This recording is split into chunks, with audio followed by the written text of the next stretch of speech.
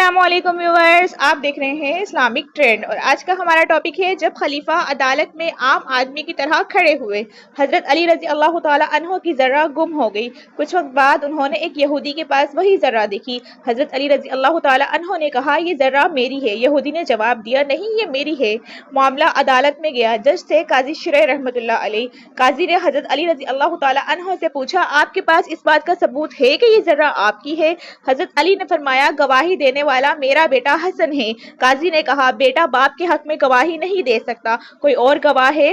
حضرت علی نے کہا نہیں۔ قاضی نے فیصلہ سنایا، گواہی نہ ہونے کی وجہ سے یہ ذرہ یہودی کی ہے۔ ایک لمحے کے لیے بھی حضرت علی رضی اللہ تعالی عنہ نے ناراضی یا غصے کا اظہار نہیں کیا، حالانکہ وہ خلیفہ وقت تھے۔ فیصلہ سن کر یہودی کانپ گیا اور بولا یہ انصاف انسانوں کا نہیں اللہ کا قانون ہے۔ ذرہ واقعی علی کی ہے، میں اسے واپس کرتا ہوں اور گواہی دیتا ہوں کہ اللہ کے سوا کوئی معبود نہیں اور محمد صلی اللہ علیہ وآلہ وسلم اللہ کے رسول ہیں، اور وہ مسلمان ہو گیا۔ اسلام صرف عبادت کا نام نہیں، اسلام عدل ہے، اور عدل وہ ہے جو دوست دشمن سب کے ساتھ برابر ہو۔ ملتے ہیں نیکسٹ ویڈیو میں، تب تک کے لیے اللہ حافظ۔